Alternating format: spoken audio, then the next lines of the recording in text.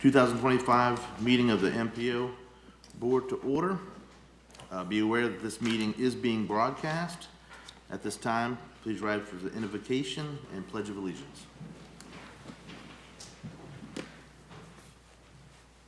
Gracious God, we invite you into our discussions today. Unite our hearts and guide our conversations with wisdom and patience. Help us to seek solutions that honor you and benefit everyone involved. In your name, amen. Amen. I pledge allegiance to the flag of the United States of America and to the republic for which it stands, one nation, under God, indivisible, with liberty and justice for all.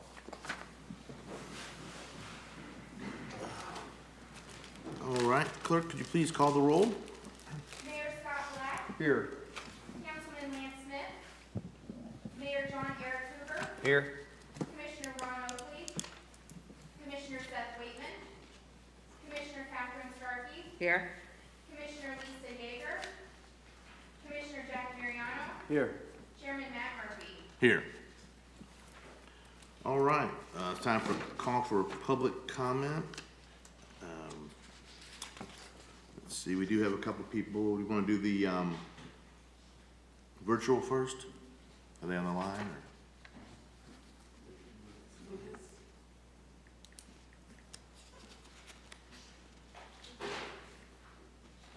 Hello. Good morning. Yeah, so I'm Lucas Miller. I live at 1855 Thornhill Road. And I have more of a general comment. Could you say that road again? Your road again? Thornhill Road. Sorry. It's a Weston County. So basically, I just wanted to I want to say that I like a lot of the things that we're doing here. You know, like the stop sign, you know, Project Red Tag, I think that's what it's called. I'm sorry if I misremembered the name, but basically, I wanted to basically say that I really like mixed-use zoning, and I think that that's something that's on the Pasco 2050 plan, and I think it's really good. I think if we get it sooner rather than later, it would contribute really positively to most of the things that we talk about in terms of the agenda.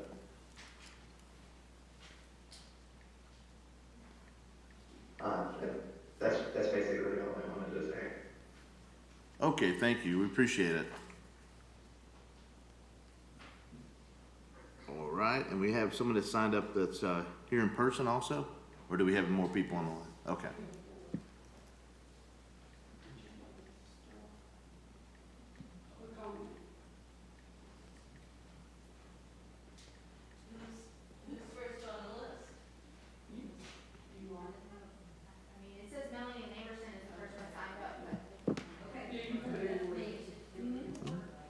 Come on down.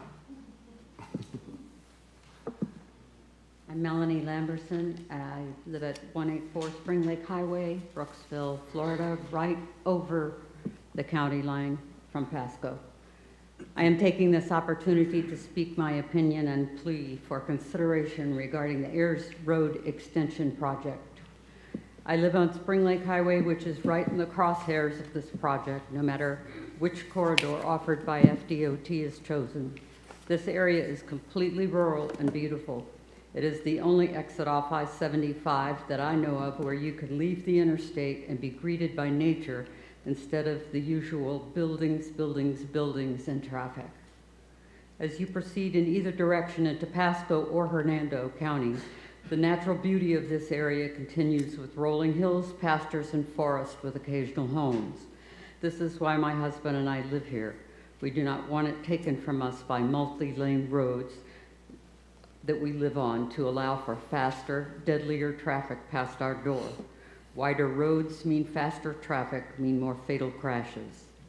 We believe most of the people who live in this area either grew up here or chose this area to make their home because of its natural beauty.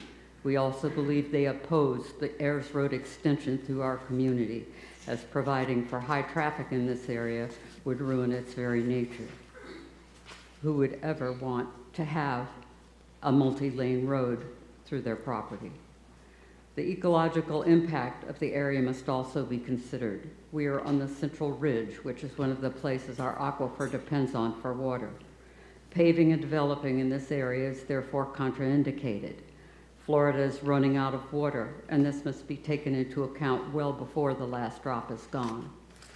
I believe that multi-laning the roads necessary for the Ayers Road Extension project would only drive more widespread development in Pasco and Hernando counties, more clusters of dense housing, and of course, more traffic.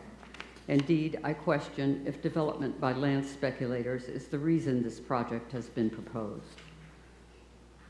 I believe the Ayers Road Extension project is not feasible for easing traffic from Ayers Road south of Highway 41 because there is already a route available. Culbreth Road, also known as Bellamy Brothers Boulevard, is currently being used to connect with I-75 at 52. Some updating is badly needed on that road to ease traffic flow, starting with a traffic light at Culbreth and Ayers instead of a blinking red light. But it would serve the purpose without driving more undesired development and traffic through pristine countryside. We need to fix the problem, not make it worse. Thank you. Thank you. Next one signed up is Chris Lennox.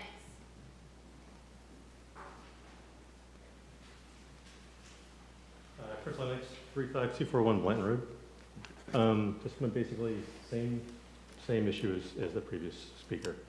First time ever speaking in a forum like this. I'm a little nervous, but same thing. Not nearly as eloquent as she was and exhausted as she was. But I guess the way I'm looking at it is, again, we moved like many of the neighbors moved in that area, kind of rural area. Stay away from all the traffic. Stay away from all the issues that come with that.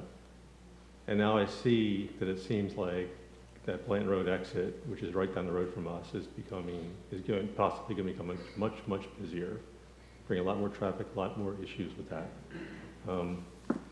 It seems to me that rather than extending Ayers Road towards us, it would be wiser maybe to go, and I don't know how FDOT came up with this, but maybe redirect that traffic towards 50 or 52, away from Blanton Road.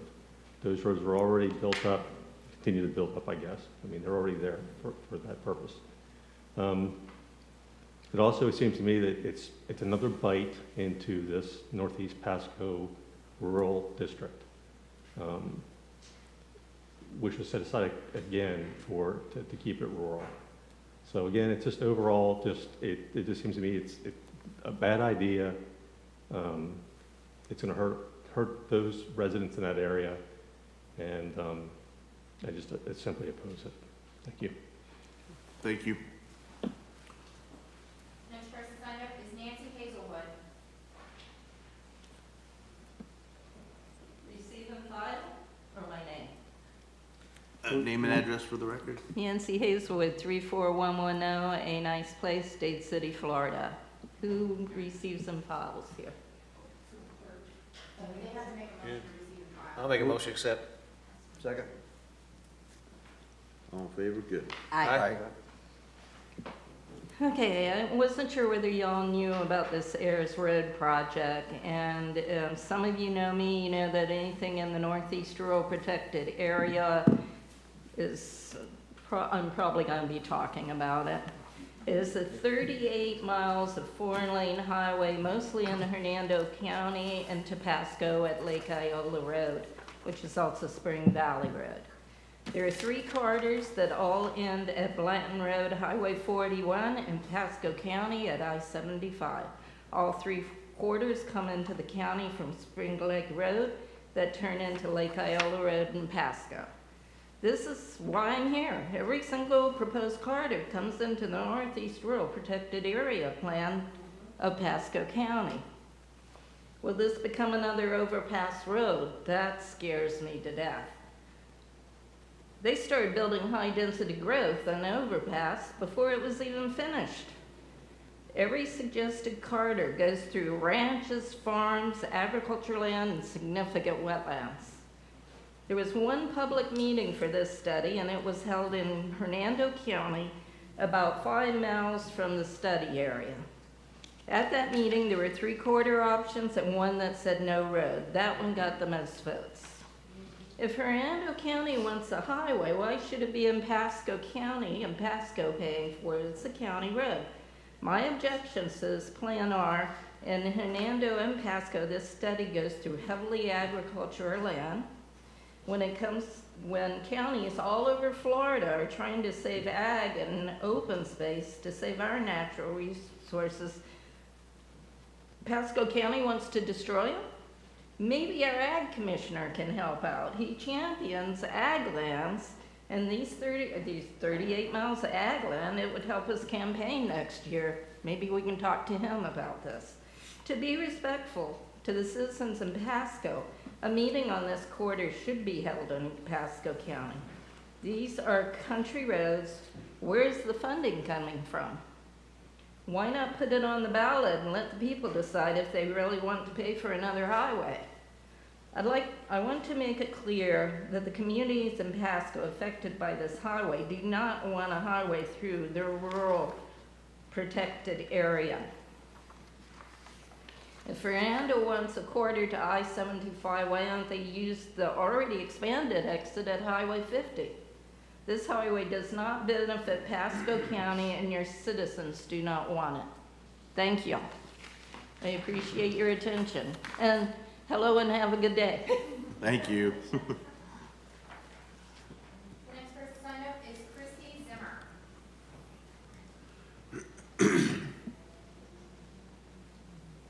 Good morning. Morning. It's been a while since I've been up here. Christy Zimmer, 3615 Pinecone Court, Land O'Lakes. I am here to speak against the merger of the MPOs. I joined the Citizen Advisory Committee back in 2002, and I served for 20 years. During that time, I was also got a promise to get involved with the JCAC. When I went to the first meeting, they told us that Pasco didn't have any voting rights because they had to write us out. No one was attending, and they needed a quorum. I said, that's no problem. Let's change the rules. I promised to be here. Well, we can't do that. It has to go through the Secretary of State. I said, no problem. I happen to know him. It was Kurt Browning at the time. I said, rewrite it. We'll get it passed. We did. And what we were able to do is get each county to have 3 votes for the JCAC, which was unheard of at the time because only Hillsborough and Pinellas were controlling all of that. The things that we were able to do and the things that I got involved in as a volunteer on the T-BART Advisory Committee as well were amazing. I feel, and I'm very afraid because this MPO has been trying to be pushed to be a merger for a very long time. And we've been able to keep it at bay because we fought hard to keep our autonomy. I truly believe it'll be a negative impact on our potential funding with the things that I saw during that time. I don't want Pasco to lose its strength. When we got involved and started doing great things, we started getting a lot of money into Pasco County. You guys have a lot of pull, more than you realize. I don't know how active the CAC is anymore. I've not been involved in that. But I would please encourage you to keep your autonomy, keep your independence, keep your allowable voting rights within that organization so that you can continue to get the projects and funding that you've been able to get over the years. If you merge, you're going to lose it to the bigger counties that are going to wipe you out. I've seen it. Be careful. Please vote no. Thank you. The last person I have signed up is Cindy Buckle. Oh my God, this is the lady that does Gmail.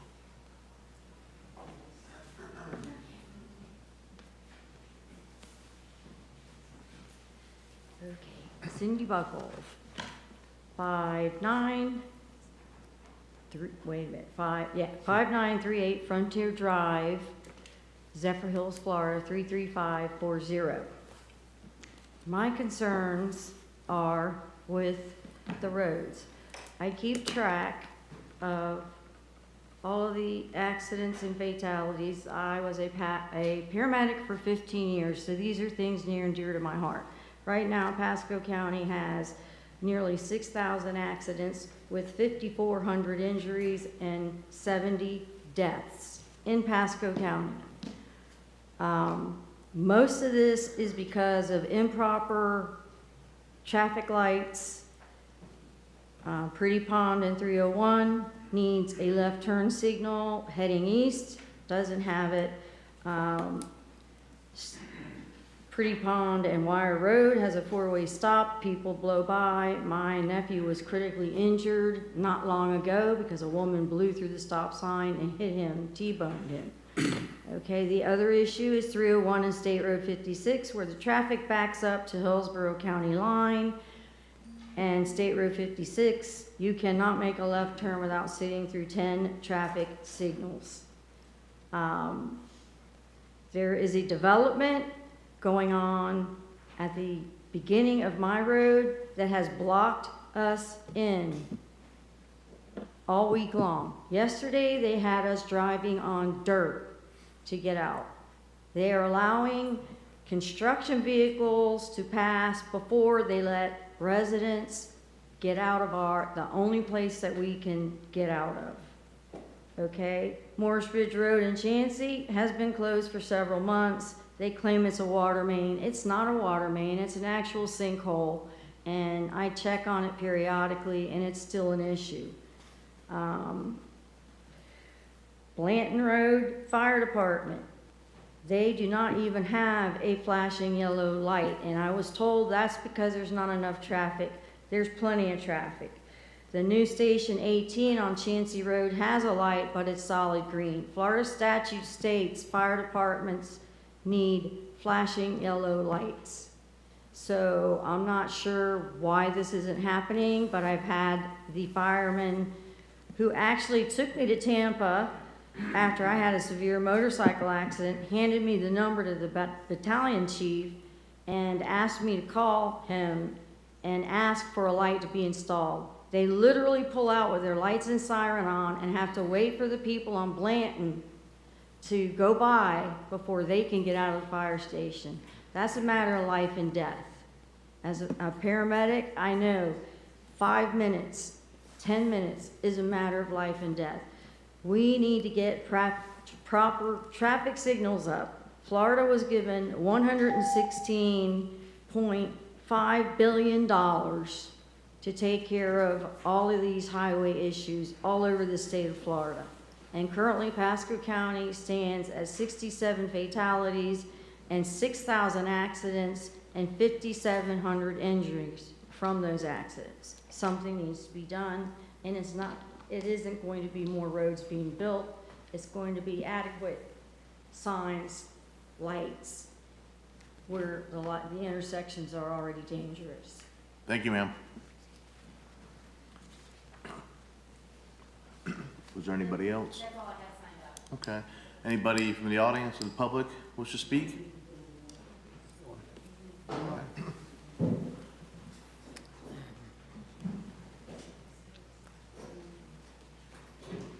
Please state your name and address for the record. Shelby Gills, 25219 Dan Brown Hill Road, Brooksville. I just wanted to add my name to the Ayers Road extension list. We would be greatly impacted by two of these routes. One would go through our backyard and one would go through our front yard. We live on a blind corner that regularly sees single car accidents, sometimes ending up in our yard. I'm a nervous public speaker. One of the routes would go right across our lake, which is, it's studied as an agricultural and ecological area, wetland, that we have bald eagles nesting there. There's our natural aquifer, and our water table would be affected by it. Yeah, I think she said it a lot more eloquently than I could, but I just wanted to put my name on there too. So, thank you. All right, thank you. Anyone else like to speak? All right, we're gonna go ahead and close that out. Move on to our MPO Advisory Committee reports. Citizens Advisory Committee, Mr. Angelo Villa, and then looks like you got it all. I do. Thank you so much. Good morning. Angela Avila with the Pasco County MPO. The Citizens Advisory Committee met on Wednesday, November 5th with a quorum. The committee voted to approve 5 items, all of them on the agenda, including the October meeting minutes, the Pasco MPO Board and Committee schedule, 2 amendments to the Unified Planning Work Program, and an amendment to the Pasco MPO fiscal year 26 to 30 TIP. The committee also heard several presentations, including the introduction of the Transportation Resiliency Plan, the FDOT District 7 Tentative Work Program, Florida Turnpike Enterprise Work Program, Pasco County Land Development Code Bicycle Pedestrian Standards Update, as well as an overview of 2 fiscal year 26 to 30 tip modifications. Excuse me.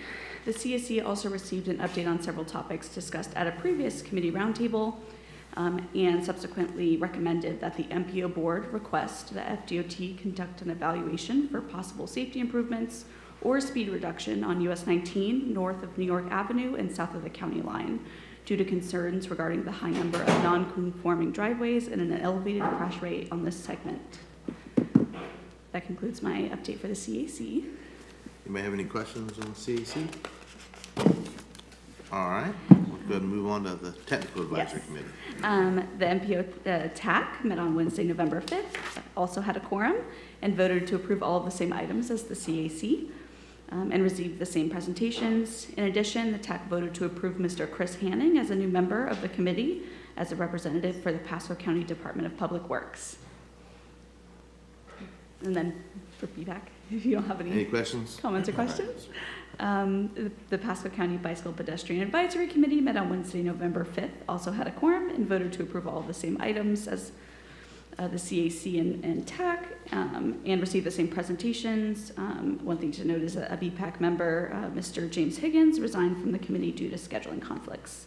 And that concludes my committee updates. Any questions? Commissioner?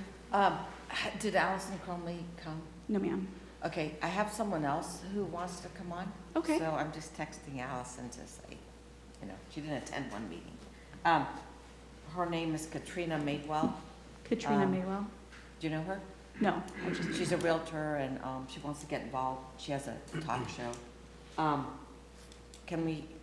get you her email address and then she needs to see the schedule Yes, ma'am. and then see if she can join. All right. Lovely. Thank you so much. Trying to keep a woman on there. Yes, ma'am. Any other questions? All right, thank you so much. Thank you very much. All right.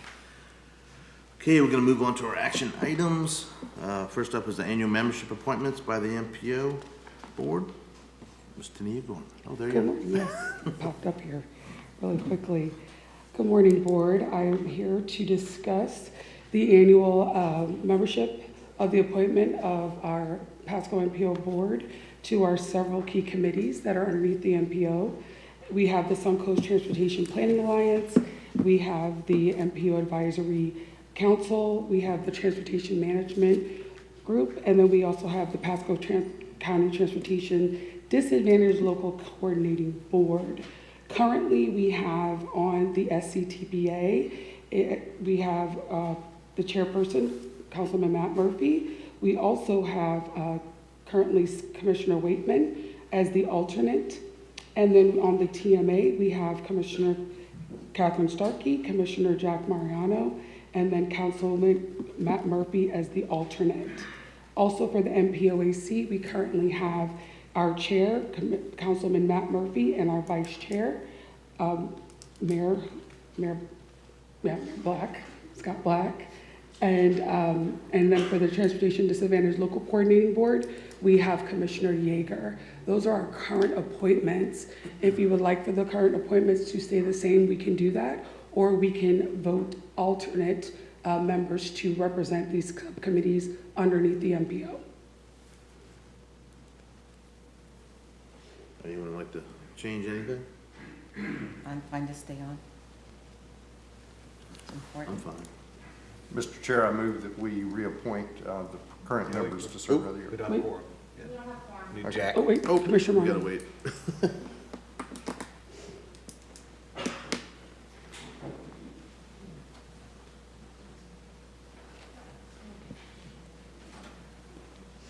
All right, he's back. Sorry. We're voting on the membership appointments for the board. TMA. Mr. Chair, I'll resubmit my motion that we reappoint the current members to serve on these 4 boards. Second. Second? All right, all in favor? Aye. All right, thank you. Next up, we have the Pasco MPO Board and Committee's 2026 meeting schedule. All right, thank you. On an annual basis, we came to you prior last month with a draft MPO schedule. However, due to some conflicts with the Board of County Commissioner meetings, we had to adjust the schedule for May and June, my apologies. So now the meetings for May is on 8/21. If you look on your schedule, the board meeting, and then for the June meeting, it's on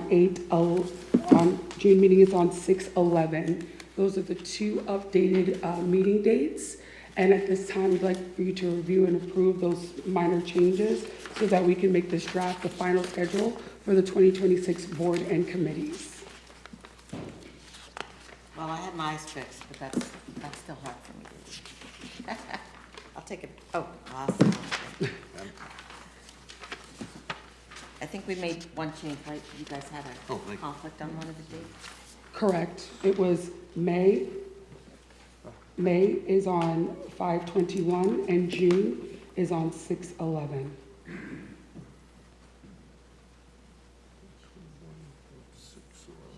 Yes, and June is because of the BOCC workshop.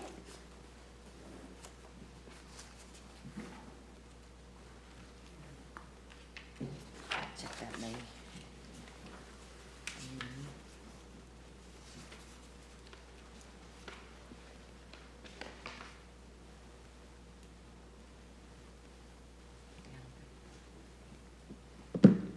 Good. Oh, wait. Yeah, 5/21, yeah. I'll be out of the country for the January meeting. Okay, noted. Everything else look good to everybody? I mean, it's not gonna fit maybe perfectly with everybody anyway, Exactly. things change, so Yeah. I'll move approval. Good second? Second. All in favor? Aye. Aye. All opposed? Thank you. Yeah, I don't know what I'm doing next week, Captain. Never mind a year out. All right, next up, we have the Unified Planning Work Program Amendment. We have the Unified Planning Work Program Amendment for fiscal 25-26. Staff is proposing 3 amendments to the Unified Planning Work Program to reflect updated funding allocations and improve how existing resources are used. The first amendment will be to the federal planning funds. These funds will align with the new allocation. The second amendment will reallocate existing funds within the lines of our budget, so that way we can do different planning and programming, such as the active transportation plan and some other plans that we have coming down the line. And then the third amendment is state planning funds. This is with our CTD as we enter into our transportation disadvantage local coordinating funds. So with that being said, I ask you to review and approve the UPWP amendment for fiscal year 25-26. Okay, do we have to do each one of these separately, or? Nope, it's one, I put it all in one, so you just have to review and approve the actual item. Okay. Motion to approve? Second? All in favor? Aye. Opposed? All right, thank you. So we're skipping 6 then. 7, evaluation of the Davis-Bacon Act. Okay. Yahoo. I have a presentation. Yeah. Oh, are you putting it?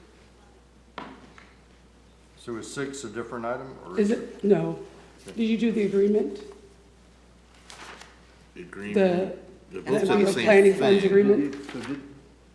We did the amendment, let's do the agreement. We have to do the agreement. Okay. Oh, Okay, so amendment agreement, sorry. Yes, thank you. So we have the Unified Planning Work Agreement. So due to the amendment, it triggers an agreement coming from DOT to update our budgetary ceiling. And currently our ceiling is $3,390 and $970, moving to $3,970,970. Our new budgetary ceiling is now $3,431,176. I'm asking you to review and approve this current amendment. Move approval. Second. All in favor? Aye. Aye. Opposed?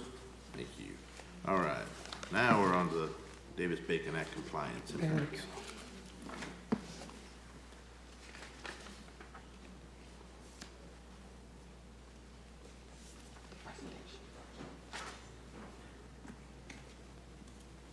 Okay, so today's item provides a summary of the MPO's review of the Davis-Bacon Act compliance impacts on transportation project delivery. This discussion is followed from the directive from the October board meeting to evaluate whether the federal compliance requirements are contributing to project delays or increased costs. The goal was to strike a balance between two important principles: maintaining fair and competitive wages and ensuring fiscal responsibility and timely delivery of infrastructure projects. Our objective wasn't to challenge the fair wage standards, but to examine whether administrative procedures under the Act are creating inefficiencies. I would like to thank David Goldstein and his team for helping with the research for this letter to be created. And with that, we found some key findings from the national study. The Government Accountability Office and other resources identified project delays at multiple levels of government due to compliance bottlenecks.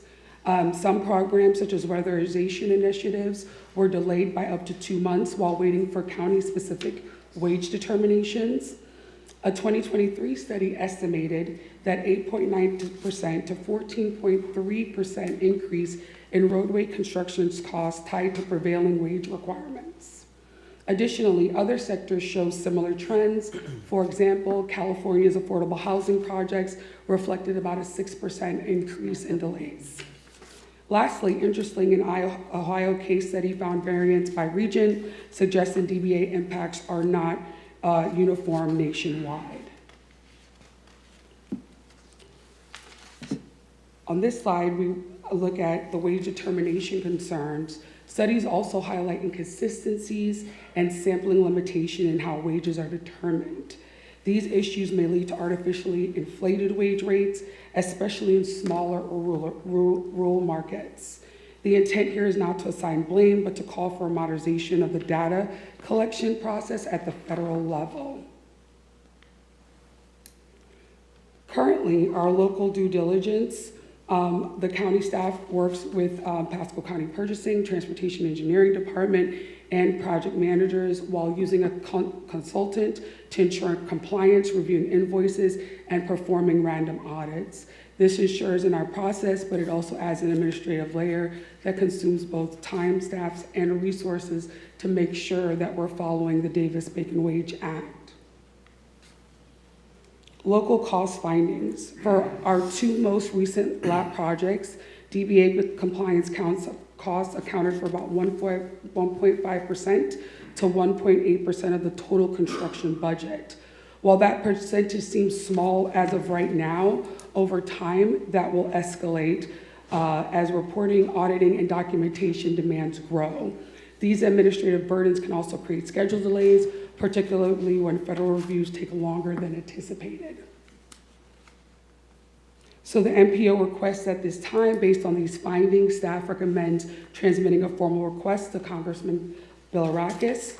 The request for a targeted federal review to examine the timeliness of wage determination, the cost impacts of local projects, and the administrative burdens associated with the compliance. Our goal is to improve efficiency, cost control, and project delivery while continuing to uphold fair labor standards. In summary, the MPO is committed to maintaining high-quality infrastructure and fair wages, but also must safeguard against taxpayer resources. Collaboration between local, state, and federal partners is critical to achieving both, and we appreciate working with Congressman Gus Bilirakis for continued support and participation in seeking practical data-driven solutions. Any questions? Commissioner? So on your pricing here, is that when the county acts as the contractor? Correct. What about when we have a contract with another contractor? I would have to defer to maybe David or... David's over here. Because our experience at AmSkills with the Davis-Bacon was a lot more than 1.4% price and time, you know. It was a lot more, so I'm just curious. So we didn't interview anybody that was doing a contract with another contractor. We just interviewed our own folks. But it probably would be closer to some of the higher numbers that Tania cited earlier, there were, I think we had some, 15%? Yeah. some of the higher percentages that she Yeah. cited earlier. Because those were nationwide percentages that she cited earlier. Well, I'm 100% supportive of sending something to Congressman Bilirakis. I would be interested if there was a way, David, we just focused on road construction and sidewalks here, right? Are there any other construction projects in the county, say not roads, that use federal money that we can also cite as an example, or? Well, the studies also cite to affordable housing. That was also had, if you look at the letter, there was an increase in affordable housing costs associated with Davis-Bacon compliance. So you had the California study? Yes. I forgot what the Ohio one was. The Ohio study. Regional disparities. I forgot what the infrastructure they were It's funding. interesting. In the southern part of Ohio, it costs a lot more than the northern part of Ohio. But I forgot what the infrastructure, I'd have to go back and look at the study to Yeah. see what it was funding, but it was a range of infrastructure that they looked at. In the top bulletin, 4 federal, 10 state, and 3 local agencies reported project delays attributed to DVA. Right, and those were various agencies that weren't necessarily roadways. Yeah. Is that within our county? No, these are That's a national national. national Okay. agencies. I'm not sure that one. The only one that was our county specific was the Federal. data that Tania talked about, that was the 1.6%. That was the only one that was our county specific. The rest of those were nationwide studies. Mr. Chairman? Commissioner? So I'd like to see us reach out to Steps to Recovery. They had some delays, they had some extra costs thrown in trying to get their building built. It's still dealing with affordable housing and veterans. By the way, this letter is excellent. I think for the MPO, it's perfect. But I think for the Board of County Commissioners, I'd like to bring one as well with the same information. But I think if you can add in the Steps to Recovery, it's a veterans program for housing as well. I know Because they have CDBG grants and that's exactly. federal. And they have to They've do had to follow Davis-Bacon. Davis-Bacon, and the costs have driven up, and the things that happened through the whole process cost them a lot of money. We had to actually give them more money from opioids to kind of make sure they could make it from the contingencies that weren't there. So if you could reach out, like John Moody is on the engineer, he can actually probably give you the specifics, and we can get that letter combined together.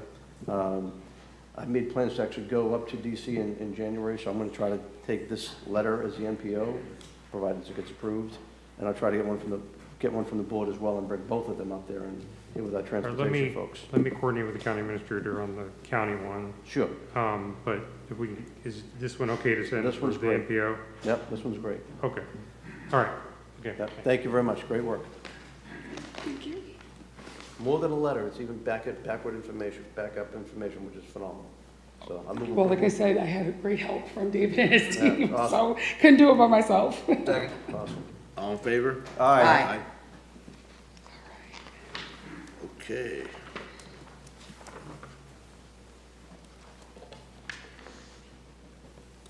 All right, TSMO letter of support.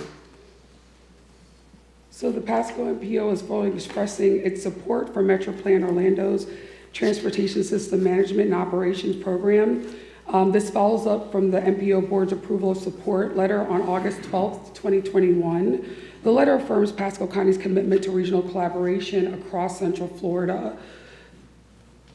In regional collaboration, the letter highlights the partnerships among 7 regional planning organizations: Metroplan Orlando, Ford Pinellas, Hillsborough MPO, well TPO now, Polk TPO, Sarasota Manatee MPO, Space Coast TPO, and River to Sea MPO. Collectively, these agencies are developing a regional transportation systems management operations program. This focuses coordination, efficiency, and shared innovation across jurisdictions.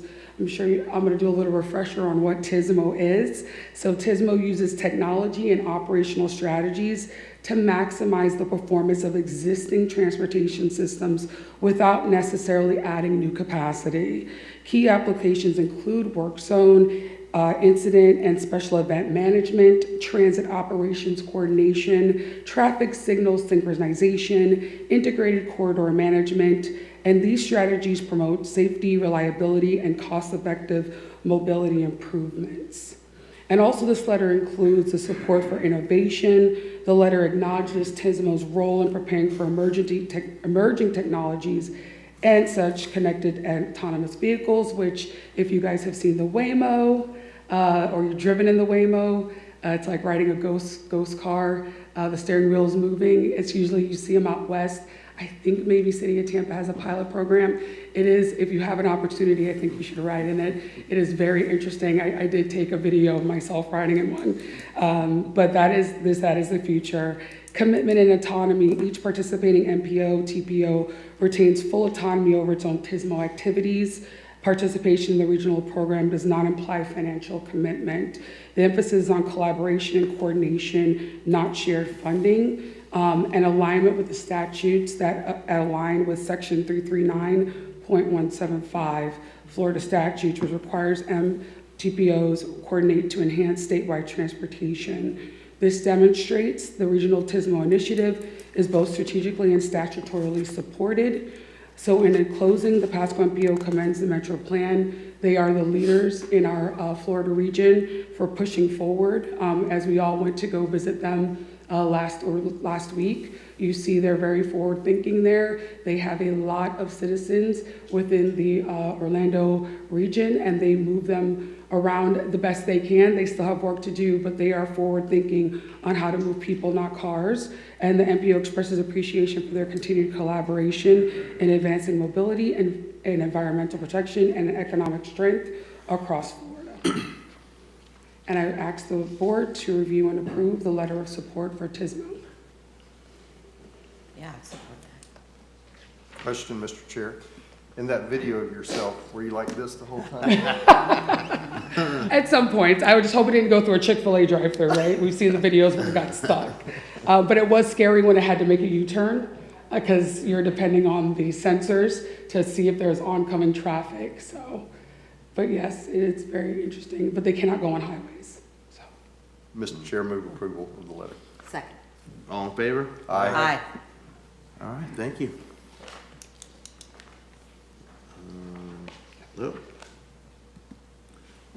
FY 2026-2030 Transportation Improvement Program.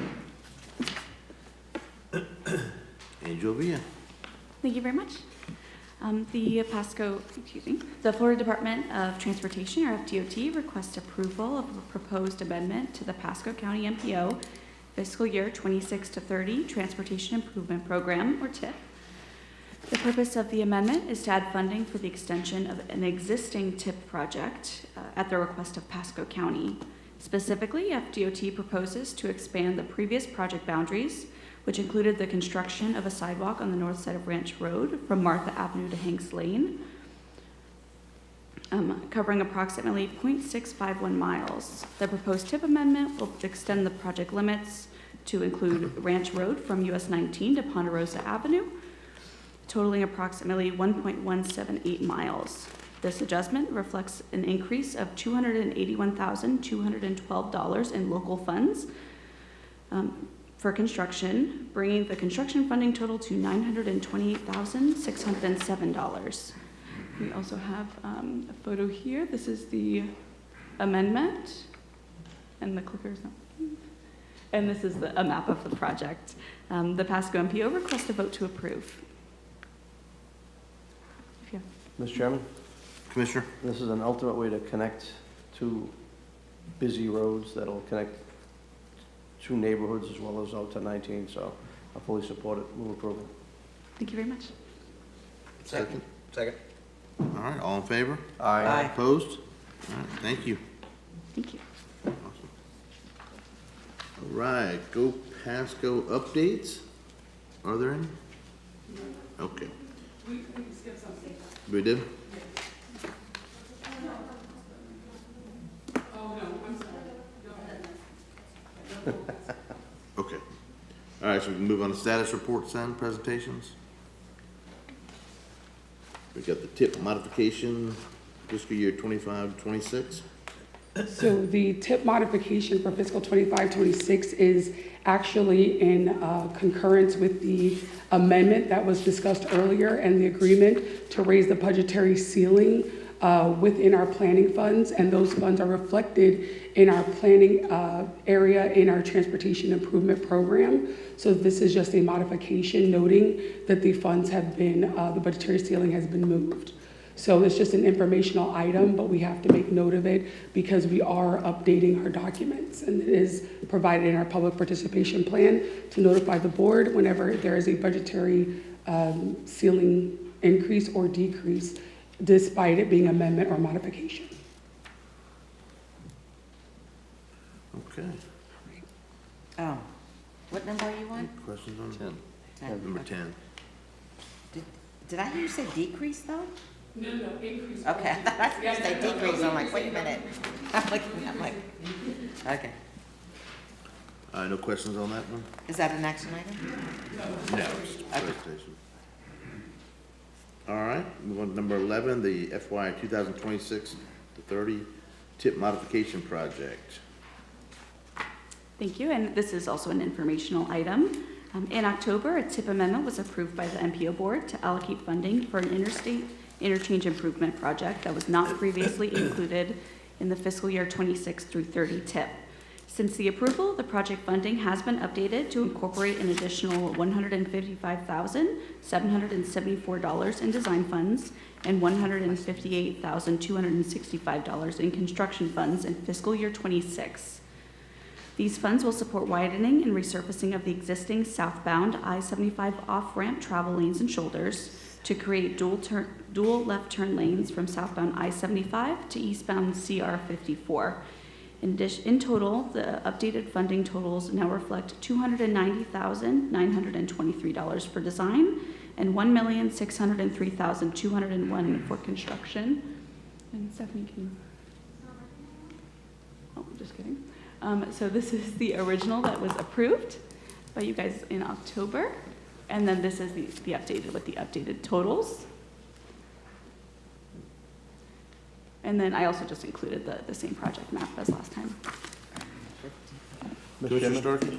Well, actually, my question is not this intersection, so I know this is needed, but I have a question on another intersection, so I'm okay on this one. Yeah, and I'm not sure if anyone else had called in on it, but I was driving along at one time, and I would say 6-8 months ago, whatever it was, and I put a request in that we need to get this thing fixed. I actually drove down it Monday. It was around 9 o'clock. Actually, no, it was about 7:45. Driving down through it, from the intersection of 54 all the way up the ramp, all the way to the exit, when you start turning, it was backed up. So this is very much needed, and this will dramatically help because most people were going left there. So thank you very much for moving this thing forward. Greatly appreciate it. That's information? Yes. Yeah, any other questions? No? Good, okay. I'm making a note. Move on to 12, the MPO Transportation Resiliency Plan. Thank you. The Pasco County MPO is collaborating with Volkert Inc. to develop a Transportation Resilience Improvement Plan, or RIP, to address natural and man-made roadway vulnerabilities and expand on the existing efforts of Resilient Pasco. Today, Ned Beyer from Volkert Inc. will be providing an introductory presentation on the Pasco MPO Transportation Resiliency Plan. I'm going to let Ned take it away.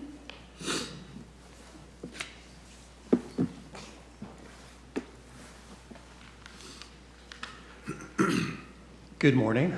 Morning. Ned Beyer with Volkert. I'm Director of Planning for the Southeast region. Thank you for your time. I'll be back 2 more times. We began our work in September. We're going to finish up in June. So that's a pretty quick schedule for a planning study like this. So we will be back. We met with your committees last week. I'm going to speak to that more later. So let me start with the Resiliency Improvement Plan. So it was only a year ago, as we all know, we went through pretty dramatic tropical storms. We had a double whammy of 2 storms within a month. One was a heavy rainmaker with over 20 inches of rain, and then one had a lot of wind and did a lot of flooding, especially along the coastal area.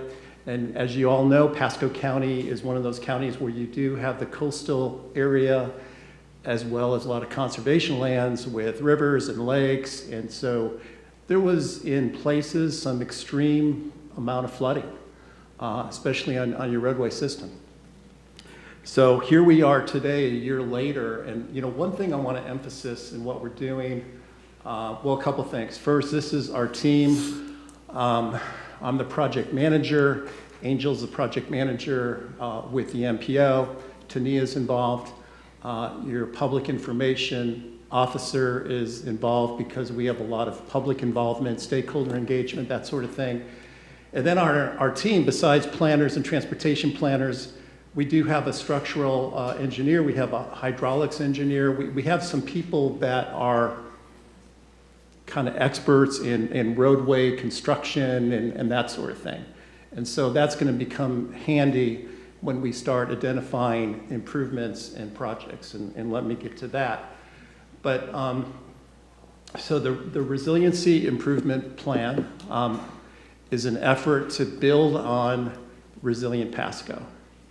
So we're not trying to duplicate what you've been through with Resilient Pasco, which was a lot of good work over a couple years. We've met with the project team. They're very supportive of this project. They had some good ideas for us to follow up with. And we're going to use a lot of that data and information that was already collected from the Resilient Pasco project. The other thing I mentioned, the Department of Transportation has a resiliency action plan, which includes Pasco County. It's a little higher level analysis, but there are specific recommendations and projects for the transportation system that we will also be coordinating, aligning into our plan. So those are like the two guiding documents, and there's many others. The LRTP update that you just went through, the Pasco County Strategic Plan, and a whole lot of other documents that we will make sure that we consider as we build our data collection. Because one of the things we're doing is, it's a lot of technical data and GIS mapping in this project. We're building something called a vulnerable assessment. There's a criticality index tool. We have 16 criteria. We're going to be actually analyzing nearly 2,000 miles of roadways in the county by segment. And so there'll be a lot of technical analysis. We'll actually be scoring the performance of roadways in terms of vulnerabilities. And a vulnerability could be flooding, it could be fires, it could be sinkholes, storm surge. So it's weather events, but it's also things like cybersecurity. And those attacks on a local government, or in this case, a county computerized traffic signal program. So there's a lot of different vulnerabilities to the transportation network, but our focus is the transportation network. The other thing I'll mention, we formed a steering committee. We'll have nearly every county department involved in some way. You think of public works and your management services and others, and also the municipal governments. We want them at the table as well for the steering committee, as well as agencies like the Department of Transportation. So that's kind of a summary of what we're doing. And I mentioned we think of coastal flooding, especially hurricanes, storm events, but we're also looking at things like wildfires, sinkholes, other things. And then again, I'll make the point that we want to identify a plan that has, implementable projects in the short term. So that was asked by a couple of the committees last week, the Citizens Technical Committee. They said, sounds okay, but are you going to drill down to get specific about projects? And yes, we are. We hope to, with your team, create more or less like a 5-year action plan, almost like a 5-year capital improvement program. We really would like to get that specific and make recommendations for your consideration, for Pasco County's consideration, and the other municipal governments. And then we're also going to identify midterm and long-term projects.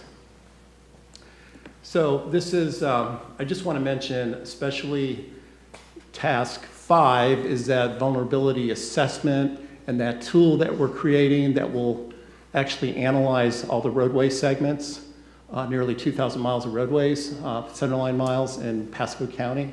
And then task 6, the implementation plan. That's going to be really important to match dollars available with projects. And then there could be some programs or policy recommendations as well. And then one of the things we want to do also is pull out any of the recommendations from Resilient Pasco or from the DOT Strategic Resiliency Action Plan. So I mentioned we're working with your Pasco County Public Information Officer. We've met already. We've had many discussions about branding, about we have 3 public workshops planned beginning in February. I already mentioned we have a steering committee that we'll be working with. There'll be a number of posts on social media and the website, so we have to make sure we follow Pasco County's protocol for consumption of information and also make that ADA accessible. Everything that we do from social media postings to documents to presentations. There's pretty strict rules, as you know, for ADA compliance, and those have been upgraded this year that we're responding to. And then I already mentioned about the vulnerability assessment. That's like the technical analysis that we're doing, and it's a real exercise in, and you've seen this in some of your plan development and GIS mapping capabilities. It's pretty amazing how these technical experts really drill down and are able to, with map overlays, to really assess, in this case, the roadway system. And then I mentioned the project list, and then we have a series of reports, and we hope to bring the reports back to you this spring with adoption by this board in May, June. We'll probably come in May and then come back again in June for your consideration. I already mentioned too that we are looking at other plans like Resilient Pasco, like the DOT Resilient Action Plan that do have impacts on Pasco County. We're kind of taking a step forward, forward by focusing on transportation. I already talked about the vulnerability assessment, the tool. And the other thing about this tool, when our work is done, we turn this over to the staff. So it's going to be a good tool for the Pasco County staff in the future as you have plan amendments to your LRTP or you update your long-range plan or anything like that. So the tool will be yours to use. I think I'm going the wrong way here. Let's see, I already talked about, well, this is important, the branding of the project, the road to resiliency. Great logo. Pasco County, thank you. It wasn't me, we've got some good people on the team. I saw your graphic person in the front. Yeah, it is a good logo with the colors, and then it signifies there is roadway in there, but it also looks like water, right? And so, yeah, it is good. Nice. And then here's the schedule. As mentioned before, we hope to be done by June. That's a lot of work to do in a pretty short time frame. A lot of heavy lifting is in the next 4 or 5 months. The public workshops will be in February. We have our first steering committee meeting, which will be in December. And then we hope to start the social media campaign. We're going to have a community survey on social media that should be starting up very soon. And that's... You don't have any date for task 8. Did you notice that? Task 8. Task 8. Yeah, go back one. Okay, sure. Draft and final report. It's good to be flexible, right? But no. It's a never-ending contract.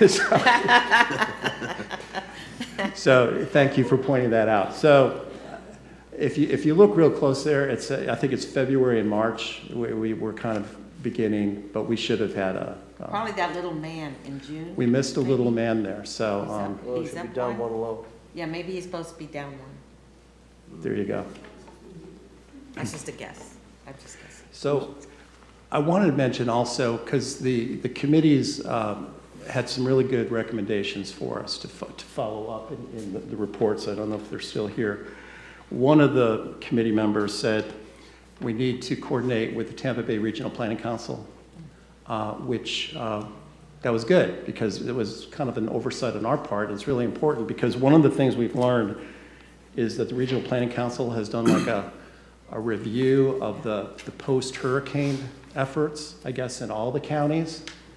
So that's going to be really good information for us. You know, what are the impacts on, what were the impacts? What were the specific roads that were flooded and, you know, things like that. So that's a really good contact for us, the Regional Planning Council.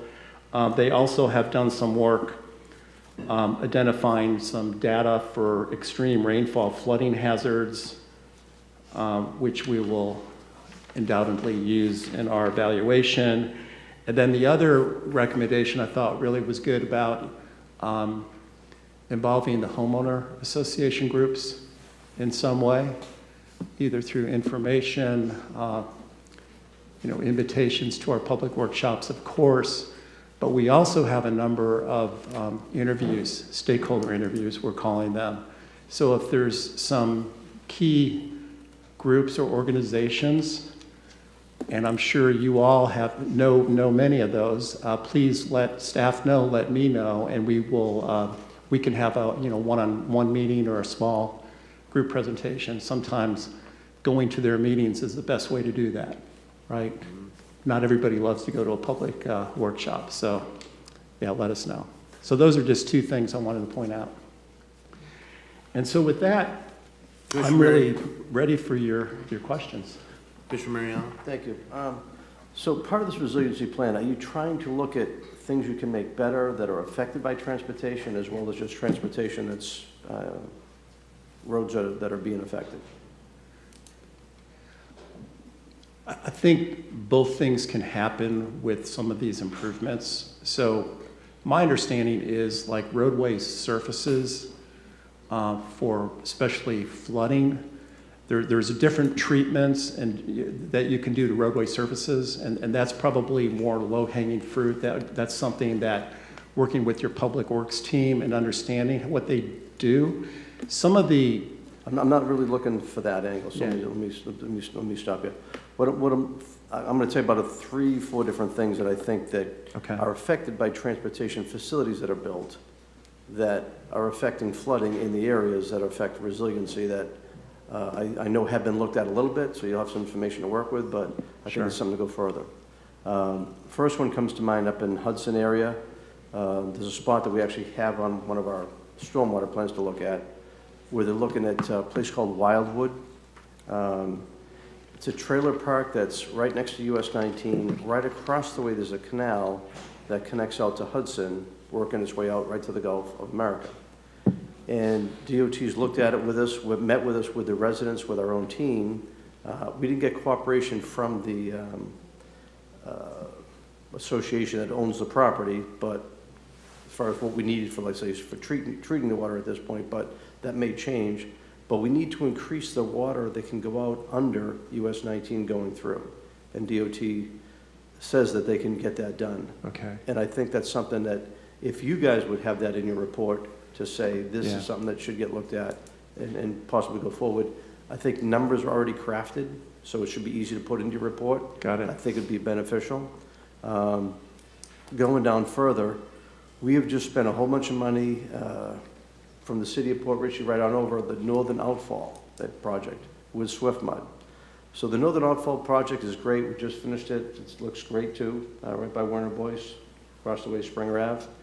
Looks great. It's going to increase the water flow. However, there's a southern outfall, and this comes all the way from Magnolia Valley, swinging all the way up and out to 19. And it goes by the Honda dealership, and it cuts across where there's a giant stormwater pond that for years has been silted in. During Hurricane Michael, the county stepped in right before the storm hit and actually took out like 8 dump load trucks of dirt out of that. But that's just from a truck from the edge of the road scooping the stuff out. Right. And actually during that storm, it helped quite a bit. At the time, the council in Port Ridge said that they didn't flood out as bad, especially in the mobile home park, but down below.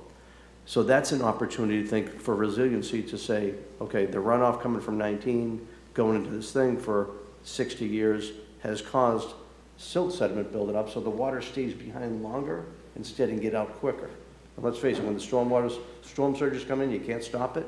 Yeah. But if the water can get out quicker, you can minimize damage and let people's lives get back together. So if I could ask, so one of those outfall programs is funded?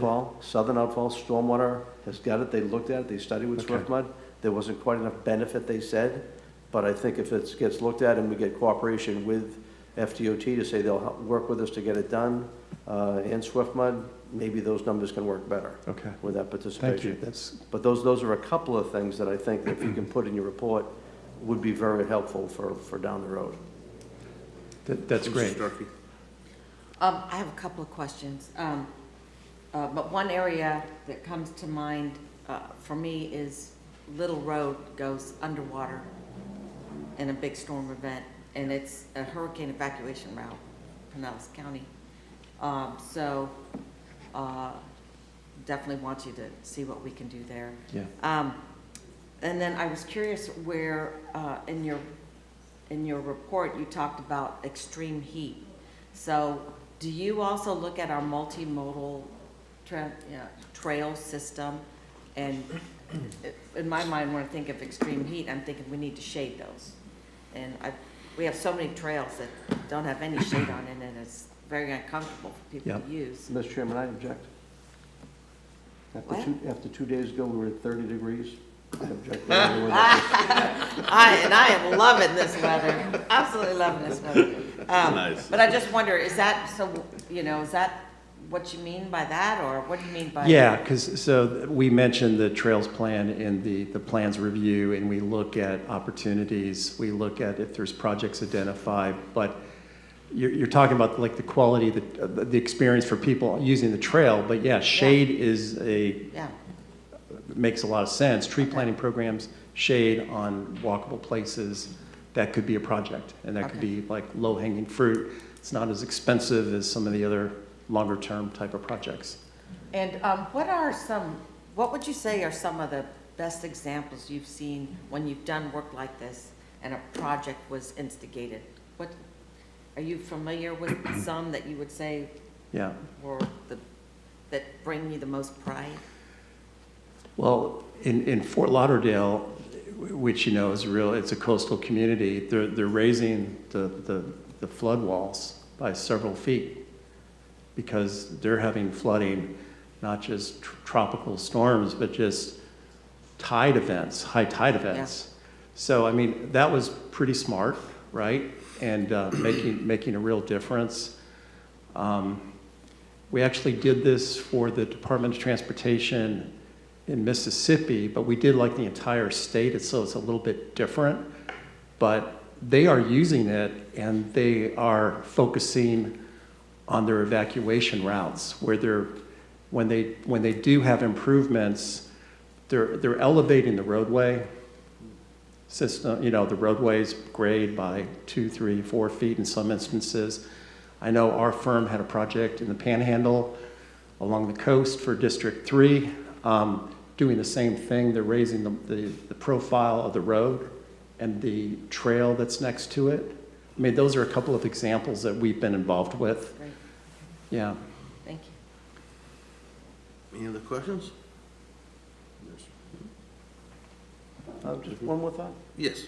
I would love for you to talk about the seawall raising as well. That's something we've talked about with the Regional Planning Council as far as something good for long-term. So if you want to talk about the success or the ideas why they're doing Lauderdale and how that can be applied here, that would be great. Sure. Thank you. Sure will. Thank you. All right. Well, thank you for your comments, and we'll be back. So. All right. Thank you. Next up, District 7 FDOT tentative work program, 2731. Mr. Brian Hunter.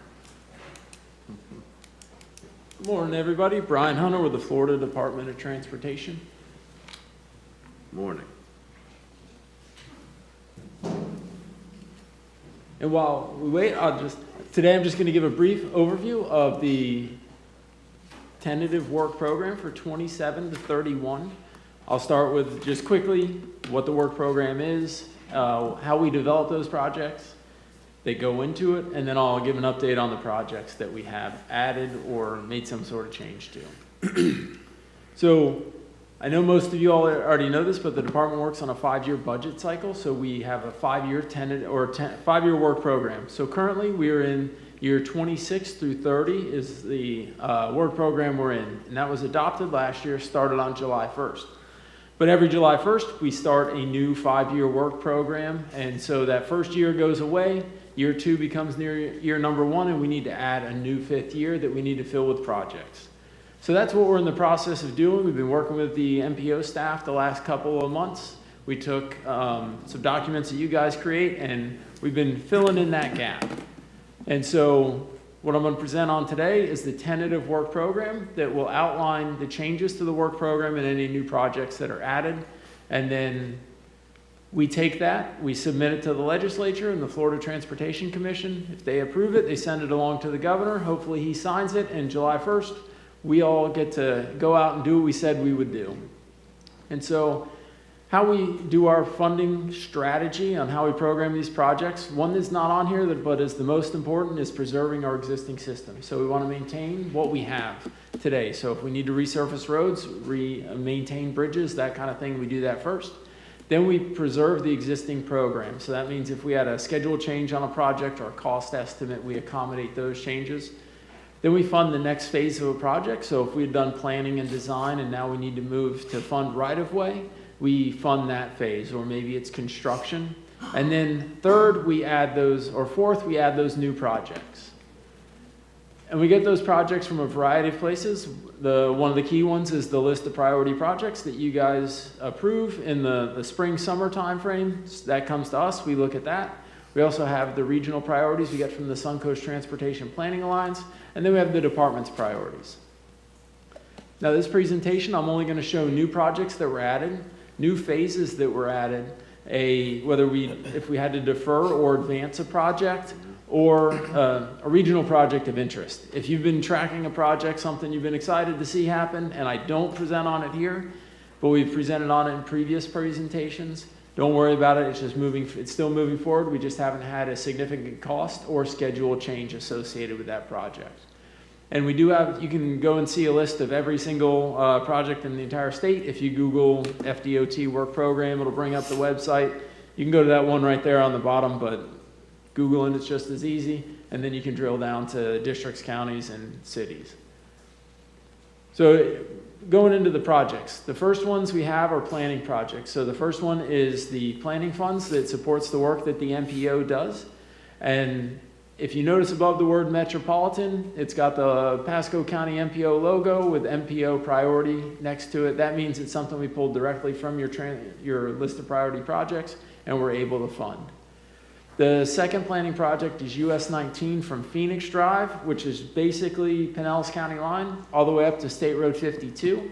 So that one we'll be looking at multimodal improvements, pedestrian safety, bicyclist safety, operational improvements.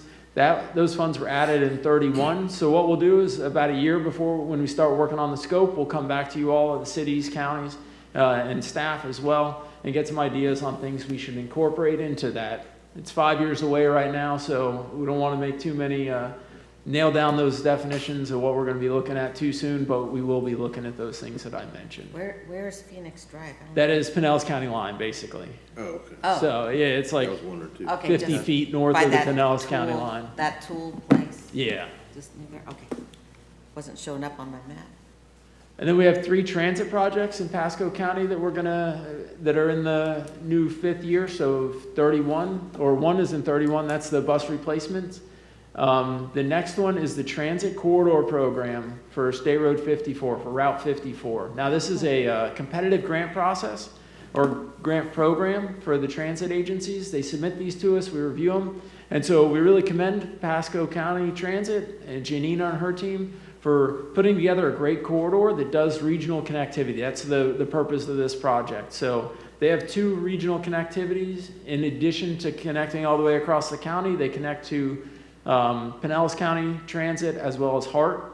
And so this is a fantastic route, and we're happy to be able to participate with them on that. We also have some funding in 27 for a US 19 multimodal transfer center. Nice. We have, so State Road 52, we previously talked about that. We had to, originally, it was one long project from 41 to Aaron Cutoff, or 41 to Bellamy Brothers. We had to break it into 2 pieces previously because the costs continue to increase. We've all seen that over the last couple of years.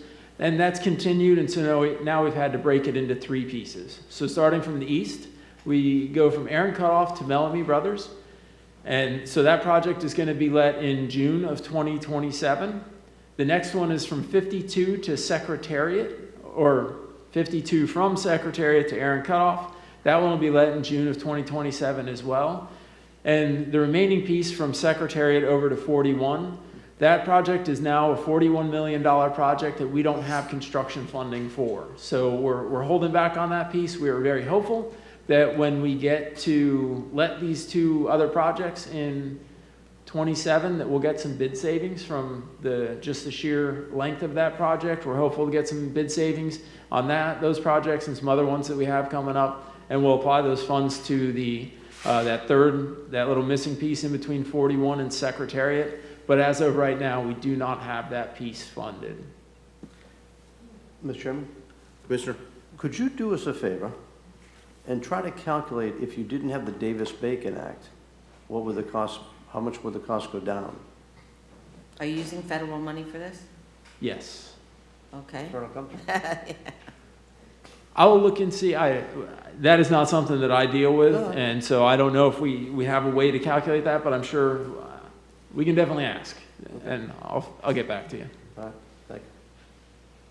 We have a couple other capacity projects that have... We'll be at like 800,000 people in our county and not have a multi-lane. The only multi-lane road going across it will be 54. Yeah. Yeah, I mean, it's definitely a priority for crazy. us. It's just a budget reality that we have that we had to shave off a little bit. County Line Road from East Mariner Boulevard to the Suncoast, so that's basically the eastern piece in between US 19 and the Suncoast. We've been working with county staff in both Hernando and Pasco County to advance this project, and we added right-of-way funding for that piece in fiscal year 29. We also have US 301, and I wish we had our Zephyr Hills representative, because they'll be happy to hear that we've increased the right-of-way on that piece to get what we think we need in order to do the improvement that's needed in that area and take care of that bottleneck. So the right-of-way. Did you take that money from 52? No, this Where'd was you get the money for that? This was a much smaller increase. It wouldn't have covered that $41 million gap that we have. So I think it was like a $2.5 million increase. And then we also have US 41 or State Road 41 at 54, the interchange we talk about. It seems like we talk about it every couple months, but so the right-of-way, we're able to advance that into fiscal year 27. We're still working on that skinny concept that I had talked about a couple months ago. We're trying to nail down the details and hopefully reduce the cost of that construction project overall so that we can then move into the construction phase on that. But we are going to start acquiring right-of-way next fiscal year for that one. And then 52 at I-75, Yeah. we know that is a bottleneck for a lot of folks. So we have an ultimate plan out there, but it's very expensive. We don't have the funding for that. So we asked our folks to go back and see what we could do in the interim. And so what we're going to do is, if you're going northbound on 75, the off-ramp, that is going to be a 2-lane off-ramp instead of a 1-lane, so that we can get the people off the main line quicker and get them to to the intersection.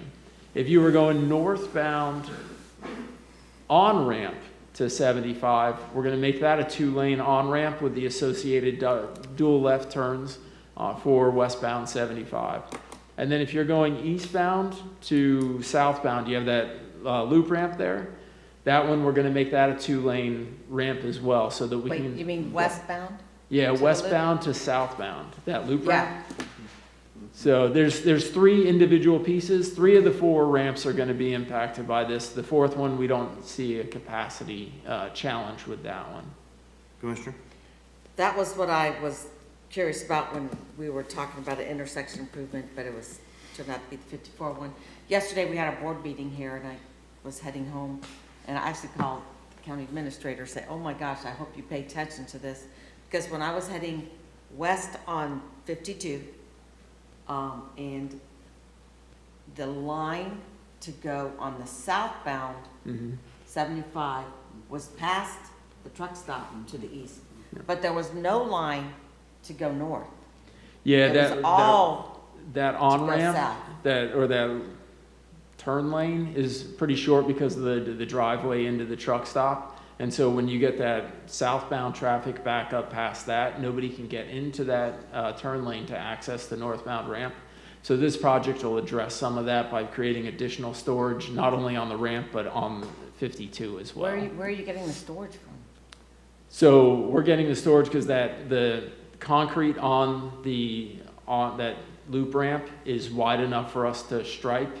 Most of the way we do need to add a little bit, but for most of the way we have enough space to make a 2nd lane, and so that's what we're doing, so that we'll get that capacity onto the interstate rather than having it back up onto 52. So I'm assuming you've done counts that you think you need 2 lanes going north versus 2 lanes ASAP going south. Well, this is actually added to this. We're going to start construction on this one this fiscal year. So we're going to take care of all 3 movements that we need capacity today. Okay. We're going to take care of that this fiscal year. I think it actually goes to construction or to later this year, and so we should see construction start in like the April timeframe.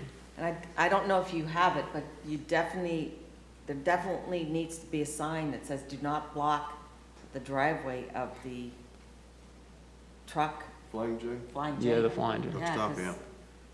Yeah, I'll make sure that we include that in our plans. Can I say I'm so glad the trail is going, that we did that bridge underneath when you redesigned the 75 intersection when I first got elected. Because there's no way that trail could have gone under that underpass safely with all those trucks and cars. And yeah. Wish we had that at some other intersections. Okay. All right. And then bicycle and pedestrian improvements. So we are continuing with our sidewalk gap project. This is where we're filling in all those sidewalk gaps on the state highway system. How we determine which ones to fill in is we have a list that is the entire county, state roads. We gave that, anywhere there's a sidewalk gap, we gave that list to the MPO. They gave us the priority list, and we're just trying to knock those off 1, 2, 3, 4, just go down the list. This will be the 5th year that we have funded this project, and we are starting to see construction start now on these. So we're happy to keep that one going. Thank you to Pasco County engineering team. They allowed us to advance construction on Perrine Ranch Road from Grand to Mountain Ash Way from 29 into 28 to accommodate another project that needed to delay their construction in Hillsborough County. And then we also have a sidewalk on Zimmerman Road from Ranch Road to State Road 52. That'll be construction in 31. Here's all the resurfacing projects that we have in the county. And there should be a list in your agenda packet of these. We didn't want to put them all on a slide because it'd take a long time to go through them all. So there's a quick map.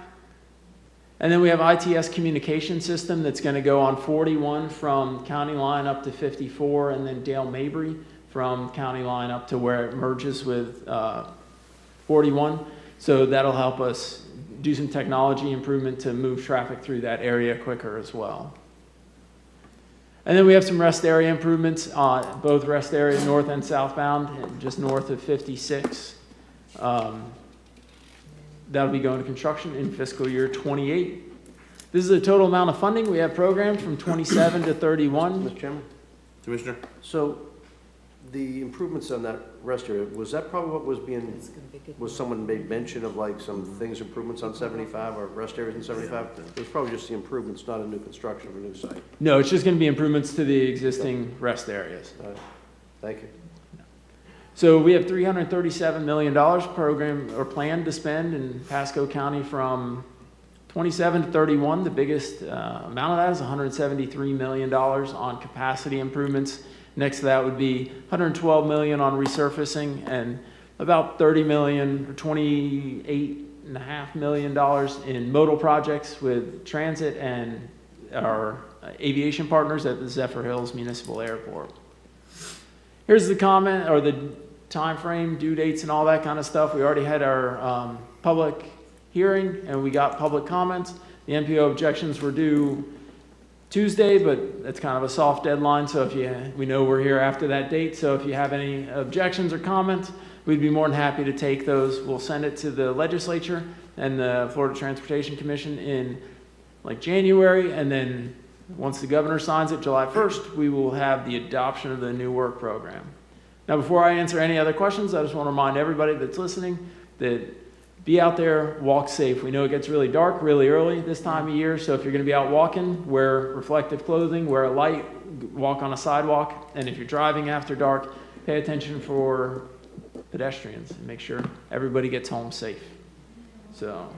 All right. Question, Mr. Starkey? I have a couple questions. And you brought up one, and I'm not sure it's answered here or my county engineer's in the back there. And I probably have asked this before, but I have a memory problem. So how are we ranking roads for us to put lights on?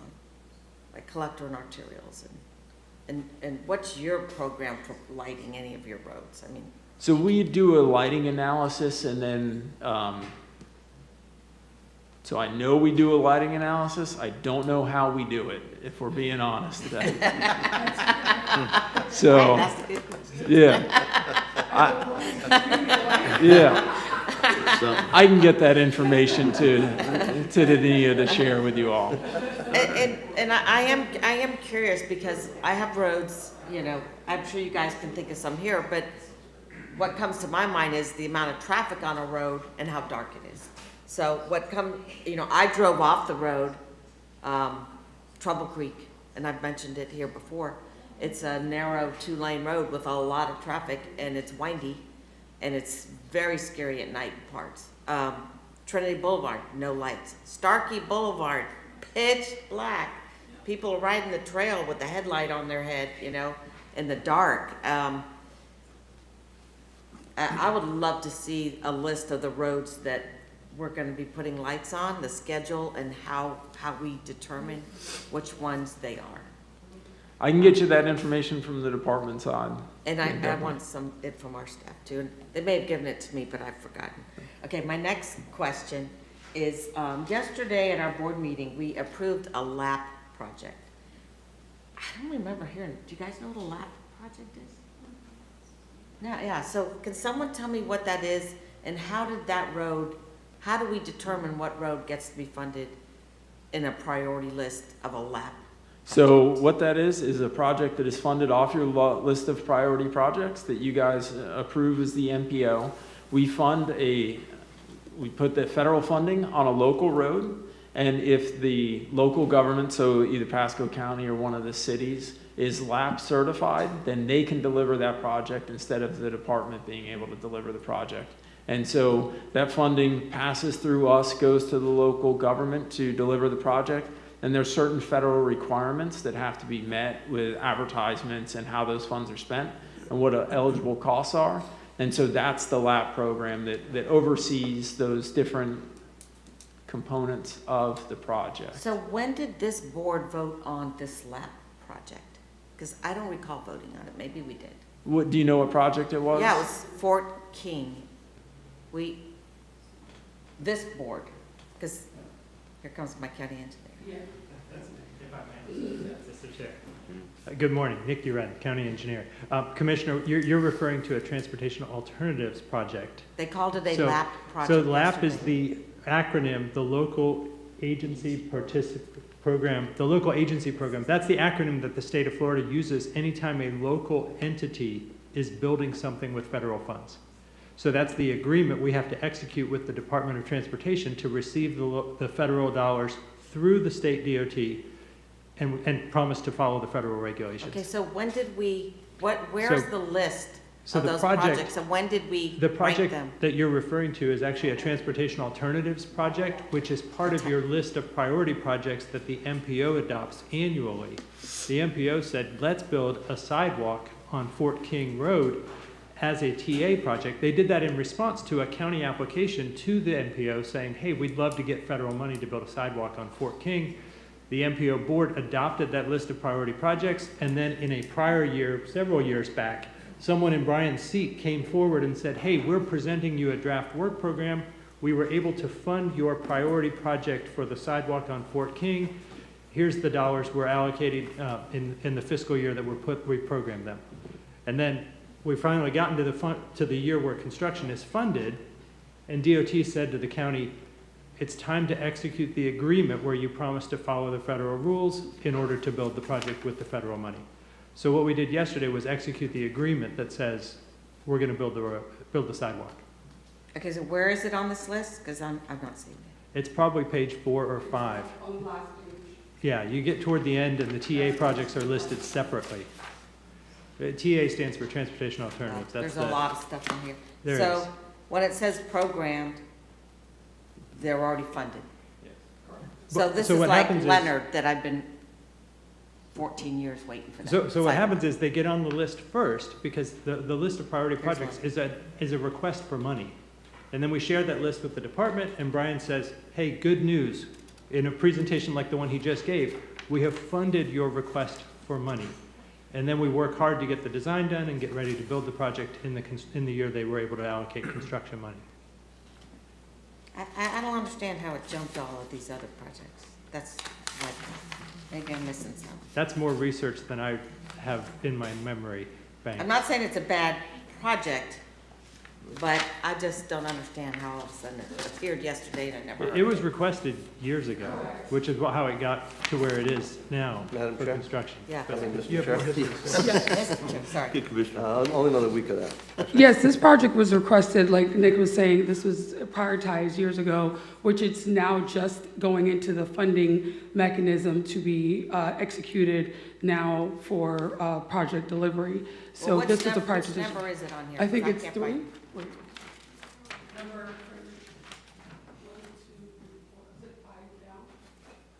five down, on page 6.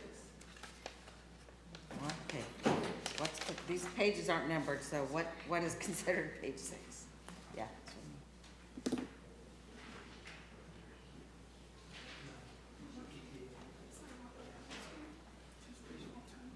Oh, there. Okay, so this says programmed. Yes. So the Mitchell Boulevard sidewalk, that's number 1 on this list, is that already under construction? If it's programmed, it's going into the program phase. I don't know what phase it's in, but yes, all those projects were programmed, and we worked with TED through their sidewalk prioritization list, and then we worked to put it on our current LOP, so that way we could work in tandem with what the Transportation Engineering Department was doing, so that way we weren't overlooking any requests or going outside of the county's prioritization process. Okay, so Jasmine Boulevard multi-use path, that's already going? I mean, this did not jump in front of any of this? No, no, Bexley Elementary, Leonard Sidewalk, correct. Gulf Highlands, Crane Ranch, which is one we just spoke about. Okay, thank you. Yeah, those are my 2 questions. But, I continue to have conversations. I was at the Cutter Awards, and I talked to the secretary and working on these Starkey 54 bike pit overpass. Yep. You're not talking, did you mention anything here about the construction of those? Of the 52 and 54 in Suncoast? No, Aren't but you I guys do. the So ones- the 54 overpass is going to be advertised and selected in December. So probably, 4 or 5 months after that, you'll start to see construction. And the 52 ad overpass, that was already advertised and selected, and so you should see groundbreaking somewhere in like January time. That's right, in January. Yep. Okay. Commissioner Mariano?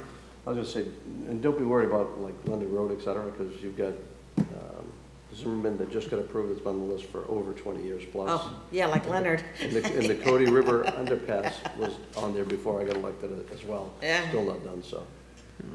So, but Leonard, does that mean this year? Oh, wait, design was in 2025, so it was done last year, since we funded it? Is it designed? Since we're now in, oh no, we're still in 2025. Yeah, Leonard, I inherited that one from Commissioner Mullery. She'd been trying for years to do that one. And just one last thing. Sure. Brian, I want to thank you too for being so responsive to everything we do. I mean, Absolutely. DOT is just phenomenal, and you're stepping in this role phenomenally. I appreciate you meeting with me coming up on November 21 with the opportunity to go look at that Santander project, to try to look at that park and ride program, which could be great for DOT as well as other capacities in the whole area. So thank you for stepping right up, and hopefully we're going to get Turnpike Authority there too. I didn't see them on the list yet, but hopefully they're going to join us. Thank you.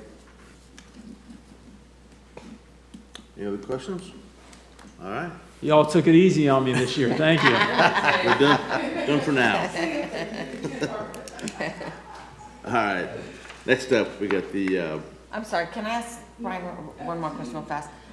Did my staff get with you on the coast to coast trail at State Road 54 in Starkey on maintenance of your right of way? And I mean, I think I have a walkthrough coming here, but it's overgrown and dangerous because the plants are higher than anyone riding a bike. They got to somebody, it wasn't me, but I know they talked with somebody. Yeah. We had some internal conversations. I don't know where that led, but I'll follow up. We just want to take over the maintenance of that little section so we can landscape it.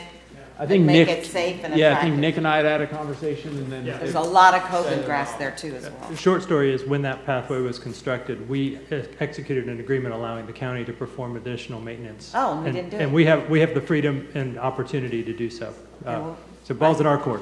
We got what we needed from them. We understand the relationship. We just need to pull the trigger and make it happen. Get ready for my pestering. All right. Thank you. You. All right, next up, Florida Turnpike Enterprise FDOT Work Program 27 through 31. Tina, how you doing? Very well. Hello. My name is Victoria Williams. I am the MPO Liaison Administrator, and we have a new MPO Liaison as well. Lauren Hughes is here, and he'll be joining your meetings continuing forward. So our Turnpike Enterprise is a part of FDOT, and the projects you see are funded by toll revenue primarily, so they're user financed. We wanted to highlight some of our accomplishments and some of the funding that we have planned in the next 5 years.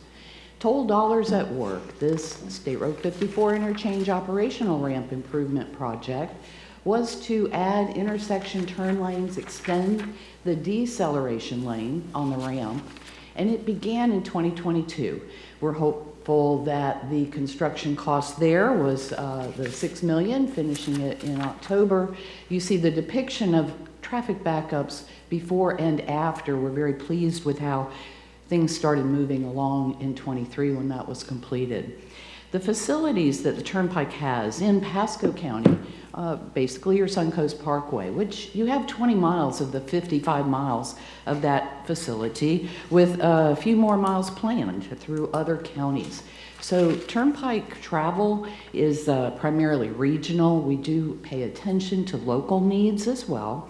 And our funding this year at District 7, including other counties, for Pasco, we're doing the interchange at State Road 54 to enhance ramps movement there. It's about $7.5 million. We have a handout of the Florida's Turnpike Enterprise 5-year work program for District 7. And I'll just key in on that. We have a hard copy if you need, there's some of them you can pick up, and I believe they were distributed electronically. Page 1 gives our major accomplishments. We have done some resurfacing of the Suncoast Parkway in the area of Pasco, right on from Hillsborough on up, as you see depicted on page 1. We're also explaining what our funding codes mean. The PE is like a design phase of the projects. So on page 5, Pasco County project is depicted, that $7.4 million job where we are going to work on the interchange, enhancing safety. The construction was put into the first fiscal year we could, fiscal year 27. And it's going to widen the southbound off-ramp. It's going to reconfigure the terminal at the intersection base. We're going to provide 3 left turn lanes and 2 right turn lanes. In addition to that, we'll do the regular milling, resurfacing, make it a smooth pavement. We'll also enhance the markings for our smart cars to be able to navigate well on this roadway. We'll be relocating some of the light poles there too, improving some signage, the mast arm, and doing some signal modifications at that location. Again, continuing to work on local needs. We're putting in the intelligent transportation system. We're also going to work on drainage. This was added to our 5-year work program. We're very pleased to see it got in. On the page 8, we show projects that we haven't yet funded for construction, but we're looking at them. We're trying to phase our thoughts around a design in Pasco County for 1.5 miles, starting at the county line, to perhaps widen the Suncoast, right on up to milepost 19, State Road 54. We're putting that design in the first couple of years, the $20.9 million, to study that, seeing what's needed. And we also have some money for right-of-way, put in the years 2029 and 30. You need more right-of-way for that? I believe that's some what they thought would you call had it. clips, but I can check with the project manager to determine what they anticipate the possible needs. It's very early in the design phase. I think they put $640 million down for some clips in that 1.5 miles that may need to happen with the widening. But I'll get some clarity on that for us. Great question. The improvement, as you see, has an FPID number. We have a lot of material on our website, floridasturnpike.com. It gives great overview of the regional projects on the roadways, and in particular, some of the details about this project in your county. I may not have our final slide here. I don't know why it doesn't show, but it is to advise about seatbelts. We're seeing a lot more traffic as our visitors come into Florida, and seatbelts can save lives. So that's our safety message. Thanks for your help on that. Questions? Any questions? Mr. Chairman? Commissioner? So if you haven't been invited yet, I'd like to invite you to, on November 21, Brian and I are going to meet down in 54 at the Suncoast, at a place called Santander, with owners of the property there to look at doing a park and ride. We tried to do one at the Ridge Road. You know, we have one across the street. Huh? We have one at No, the preserve. This could be a lot bigger. Mm. It looks like it fits parameters that'll fit to what your other big park and rides are. As much as we tried to do one to the north, where you have the big toll collection system that's now abandoned and stuff goes off to the side, we still would like to do that, but this is an opportunity that just came out that we'd like to have you come down to the meeting as well. And Brian, maybe you can give it the information too, or I'll give it to you afterward. Brian, thank you. Is there any Thank you, issue Commissioner if Marina. DOT has one right down the street at the preserve, park and ride? It's not being used. Oh, rely on my Just make sure you look partner. at that one too. Thank you. Yeah, so we have a park and ride program that we would look, and there is an evaluation matrix in there, so we just have to look at all those things, but It's on the north side of 54. Yeah, it takes into account future growth, development, that kind of thing, so I don't know how the interplay between the two would be, how it would react, the evaluation would react to that. Okay. So. If you can get that to them, that'd be great. And then Well, they're the ones that built it, so. It's at the entrance to the preserve on the left-hand side. Okay. Boy, I drove to Tallahassee a couple weeks ago. It's not normal for me to get on the Sun Coast and go north. I couldn't believe the traffic coming south in the rush hour. I couldn't believe it, all the way through Hernando County. And then if you're unlucky enough to be coming up from Tampa in the late afternoon, it's horrendous. So I just, Godspeed on widening that road. I mean, I think we're a couple years behind. Appreciate your comment. It's gonna be like Miami there for a while, till we get this widened. It's horrible. Question? Yes, so let me ask you this, because, you built an express lane, which always says express open. Like, I don't know why you use the word open instead of just saying like express should be like free, so people know. But you spend all that money and all those cones going all the way down, it's been free for all these years. I don't know why you don't just take those red markers out and let this be free-flowing everywhere. Because other people don't go in there, so it goes back.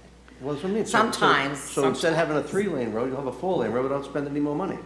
And just like let it go, and that might free up a little bit in the morning, and that's gonna help it. Not gonna fix everything. Correct. But it makes it safer, better too, because instead of worry about hitting those things, which you can see there's all sorts of marks they have been hit, just tear the things out, open the road up, and let it just flow. Because you haven't done it for at least 3 or 4 years. Why are we wasting the time? Let's get it flowing as best we can. So these guys were in Orlando at, what did we call that meeting? Metropolitan. I don't think I talked about it yesterday in my commission meetings. The 4 of us were at the Metropolitan meeting in Orlando. I flew in from Atlanta.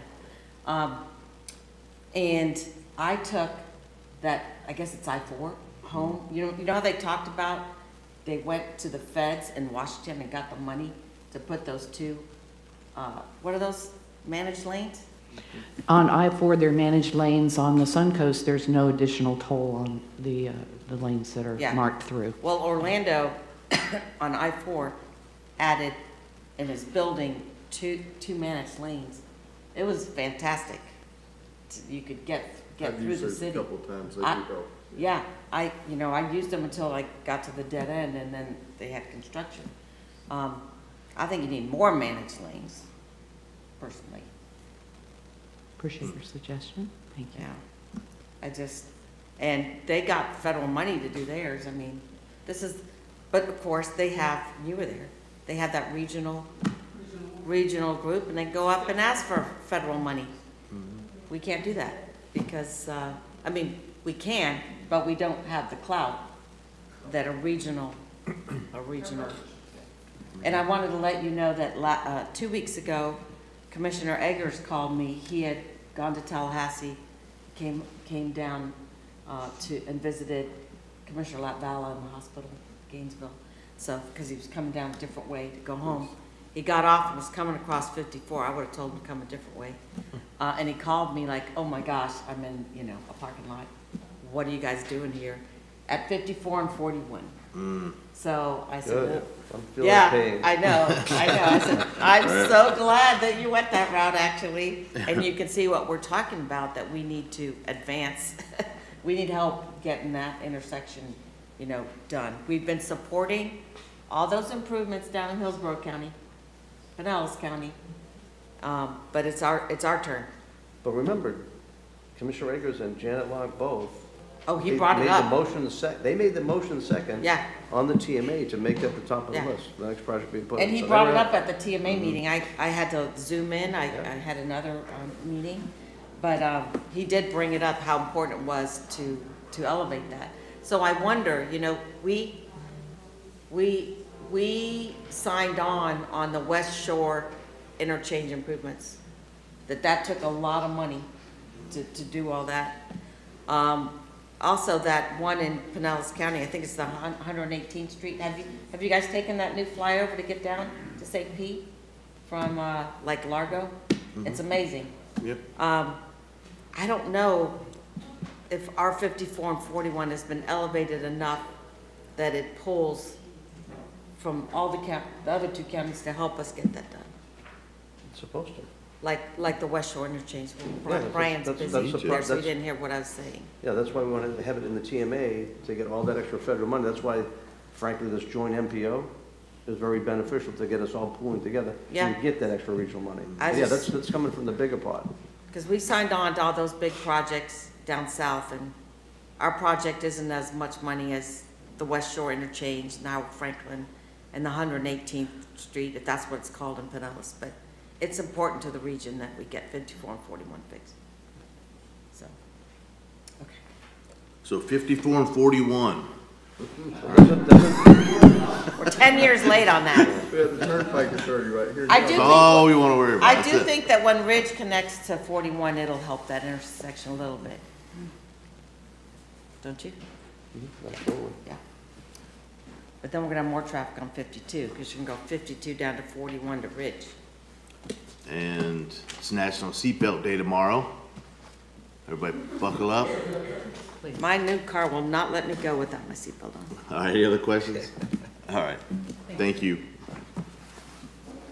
Okay, other business. Yeah, I got it. Okay, we got Brian Hunter back up for response to inquiries posed at the last MPO board meeting.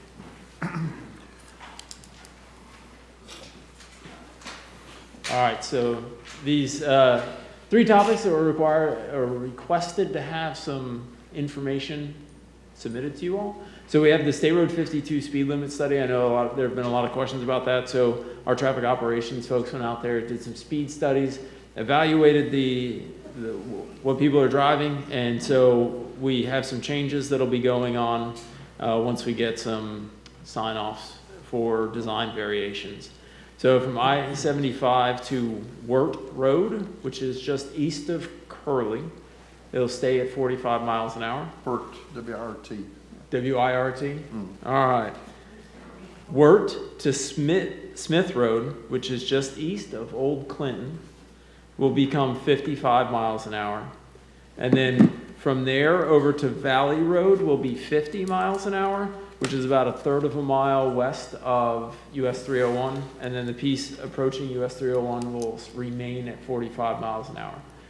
So we'll have an increase and then taper back down as we get closer to US 301. The third item on there is the Cody River underpass. So our consultant is finalizing the kind of the line and grade and survey information on that so that we can then evaluate how much of those parking spots we're going to impact and if there's any way for us to not impact them. And so they're just finalizing that. I think we should have something in paper in the next 3 months so that we can come back, work with y'all to see what our next steps are. So we'll finally have a definable footprint and what we need for that project. So we're happy to get there. That'll be a big milestone. Yeah, that's a surprise, because I think I just asked the last meeting, it was gonna be another 8 months, so. So I think we'll have those things. It may be a little longer for the right-of-way needs estimate, but we'll have like that definable footprint. Yeah, so we can ask them to. Yeah, so, and that way we can start those conversations and figure out how we move forward and get that one off the books so that we never have to talk about it again. I know we'll all be happy about that. Good. That'll be huge. Mr. Starkey? Okay, I had a question and it just lost me. Let me think of what it was. Oh, rangeland. So, you guys came to me and asked us to move up rangeland. Was it on your plans anywhere? I don't know. It's not in the 5-year? It used to be called Tower. I wasn't involved in those conversations, so Okay. I don't know, but I can certainly. So DOT came and asked us to put it in the 5-year work plan because it would be a reliever for State Road 54. I'm not sure if I saw it here. We did that last year, huh? No, it was DOT. And I know we're working on the study with the turnpike to see if it should connect to the turnpike or not.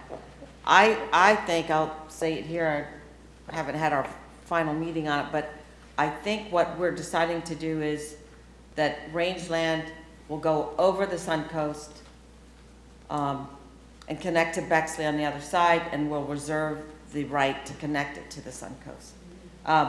But I didn't see it anywhere on here, and I have a legislative request in for some design money towards that road in this upcoming year. for the designing of the road? I think the route study is about done. The rangeland, the limit you're talking about, east of Gun to Bexford, Yes. Drive, that is in the CIP for design, is already funded in 26. So No, I think the design is funded. Right. Interesting. Right away is funded in Oh. 27 in the CIP. And construction is funded in 29. And that's not anything we talk about here? Yeah, Pat also gave me the thumbs up, so. Okay, so my question is, since it's a reliever for State Road 54, I thought there was an opportunity to also get some money from them for that road. And the only programs we would have would be ones that, through the MPO. I think. We have a trip request already in. For them, Yes. from them? Okay, Yeah. was it mentioned here? It's in the law, it's number 8, number 9. Yeah, Okay, and it I may don't be have the any of- timing doesn't We don't have line any up. of those. Okay, that's fine, I just want to make sure, it was in there because, you know, when we had that oil spill and 54 shut down for the day, that was a real problem. Yeah. That's it, Mr. Chair. Okay. Anyone else? All right, thank you. Next MPO meeting on January 8th. Oh, okay. Really quick before we leave for the day, I just wanted to say a special thank you to the MPO board for coming out to the Metropolitan Orlando trip that we took to see what emerged MPO looks like. The conversation was incredibly, I think it was very meaningful to have other electeds in the room to discuss what emerged MPO looks like. I know Commissioner Starkey truly enjoyed herself and she had some good discussion, and all that were attended, Mayor Hoover, Mayor Black, and Councilman Matt Murphy. So thank you once again for attending. I just wanted to, and we could also have a discussion if you'd like as well. Well, are you going to mention our big meeting? We have our big meeting tomorrow, which is the principals workshop. If you have not RSVP'd, please RSVP today so that way we can get a head count. But we will be having elected officials, stakeholders, citizens to discuss the MPO merger with the actual consultant, which is White House Group. We will have several different topics to discuss further and in depth to take our conversation from Metroplan to the next level as far as it concerns the Tampa Bay regional merger. Do you have the 5 commissioners coming? I believe it's you. I think it's just at this time. I'm sorry. Alice. Oh, I'm sorry. Commissioner Oakley selling Alex Holt, and you, Commissioner Starkey, I believe is that. Commissioner who? Commissioner Oakley sending his legislative aide, Alex Holt. I'm the only commissioner going? I believe so. Jeez. But we do have representatives from Pasco departments that will be there. So we'll have David Allen, Ika, and we will have Nina Elkin as well.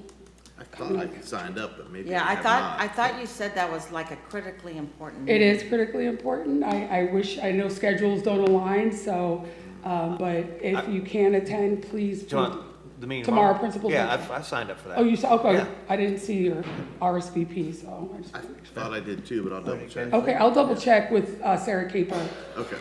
All right. And you can zoom in? There is no Zoom. It shows zoom on the thing. There is Zoom capability, but not for this meeting. I do apologize. All right. For the record, I'd like to state that's a good-looking crew up there. Yeah, I agree. Hey. Very photogenic. And the next